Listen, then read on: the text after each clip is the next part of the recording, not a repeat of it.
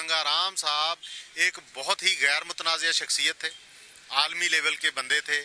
پاکستان کے لیے، لاہور کے لیے، فیصل آباد کے لیے ان کی خدمات جو ہے نا وہ لازوال ہیں.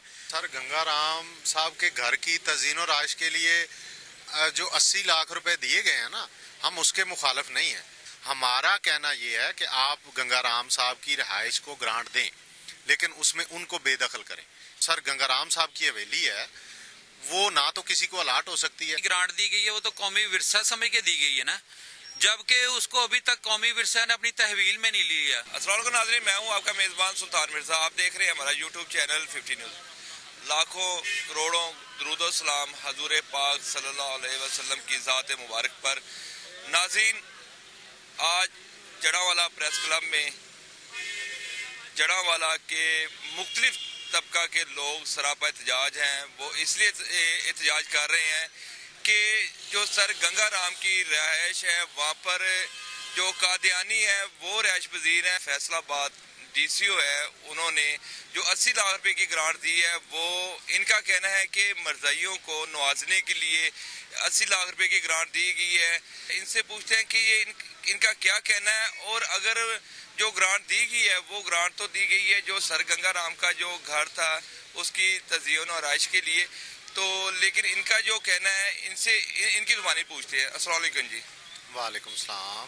کیا کہتے ہیں جو 80 لاکھ روپے کی گرانٹ دی ہے ڈی سی او صاحب نے، تو وہ تو دی ہے جو سر گنگا رام کا جو گھر تھا اس کی تزئین و آرائش کے لیے دی گئی ہے، تو آپ کا موقف کیا ہے؟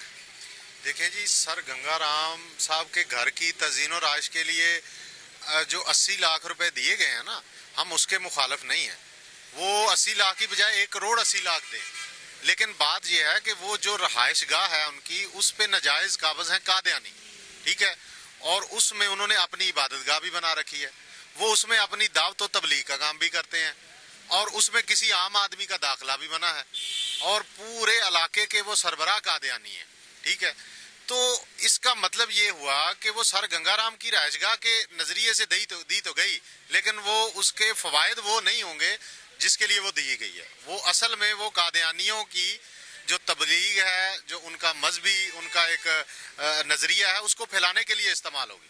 ہمارا کہنا یہ ہے کہ آپ گنگا رام صاحب کی رہائش کو گرانٹ دیں، لیکن اس میں ان کو بے دخل کریں، کیونکہ ان کا قبضہ جو ہے وہ ادھر ناجائز ہے.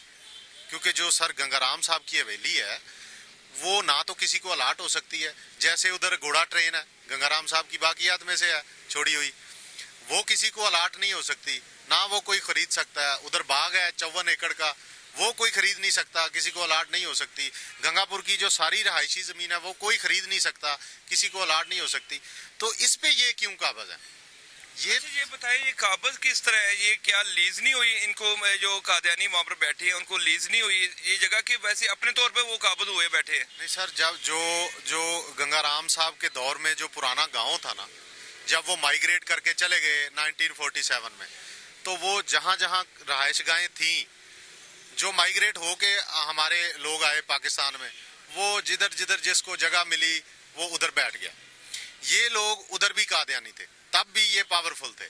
یہ انہوں نے آ کے جو گنگا رام صاحب کی کوٹھی تھی نا، اس پہ مطلب قبضہ کر لیا، اس پہ بیٹھ گئے. یہ تب سے وہیں بیٹھے ہوئے ہیں، اور وہ نہ کسی عام آدمی کے لیے کھولتے ہیں، نہ کسی وزیٹر کے لیے کھولتے ہیں. دنیا بھر سے لوگ ادھر آتے ہیں اس کو دیکھنے. ابھی پچھلے دنوں کی بات ہے، میں آپ کو بتا رہا ہوں، ہمارے پاکستان کی بڑی مشہور شخصیت ہے مستنصر حسین تارڑ صاحب، عثمان پیرزادہ صاحب، ان کے ساتھ کئی سارے دوست احباب تھے، وہ جو سارے اپنا شوبز سے تعلق رکھنے والے، وہ سارے اس کو وزٹ کرنے آئے، کیونکہ وہ گنگا رام صاحب کے متعلق ایک بک لکھ رہے تھے لاہور آوارگی کے نام سے. تو اس میں گنگا رام صاحب کا تذکرہ تھا، چونکہ لاہور انہوں نے ڈیزائن کیا ہے. تو وہ کہتے کہ میں نے ابھی اس کو وزٹ کرنا ہے، تو وہ ان کے لیے نہیں کھولی گئی. وہ بڑی مشکل سے ہم نے ادھر ادھر سے کہلوا کے کسی کو انوالو کر کے وہ گیٹ کھلوایا انہوں نے، اور وہ پھر اندر گئے اور انہوں نے اس کو وزٹ کیا. اس کا انہوں نے کتاب میں بھی تذکرہ کیا، اور ان کا جو ہے نا فیس بک پہ ایک وہ ویژول بھی موجود ہے. مطلب کہنے کا یہ ہے کہ گنگا رام صاحب ایک بہت ہی غیر متنازع شخصیت تھے، عالمی لیول کے بندے تھے. پاکستان کے لیے، لاہور کے لیے، فیصل آباد کے لیے ان کی خدمات جو ہے نا وہ لازوال ہیں. اور فلاحی کام ان کے، جیسے گنگا رام ہاسپٹل ہے، جیسے گلاب دیوی ہاسپٹل ہے، یہ دیکھو جی اب آج بھی ان کے چندے پہ چل رہا ہے. पाकिस्तान में, ठीक है। तो उनकी रहायश गाह को भी कोई पाकिस्तान गवर्नमेंट को फलाई काम में किसी में मतलब इस्तेमाल कर ले, उधर कोई डिस्पेंसरी बना दे उनके नाम पे, उधर कोई लाइब्रेरी बना दे उनके नाम पे, ताकि एक तो वो आम आदमी के लिए खुल जाए, जो विजिटर आए उसको विजिट करे, जो गंगाराम साहब की शख्सियत को मतलब जांचना चाहते हैं, परखना चाहते हैं, उसके लिए कोई मालूमात हासिल करना चाहते हैं, वो आए वो उसको देखें। और दूसरा ये कि उनके नाम के साथ हम भी कोई फलाई काम कर दें, ताकि अगर उन्होंने कुछ किया तो हम भी उनके लिए कुछ करें। अभी ये जो कागज, ये तो मुतनाज़िया लोग हैं, इन्होंने उसको दीनी इस्तेमाल में रखा हुआ है अपने, और मुतनाज़िया दीन है इनका।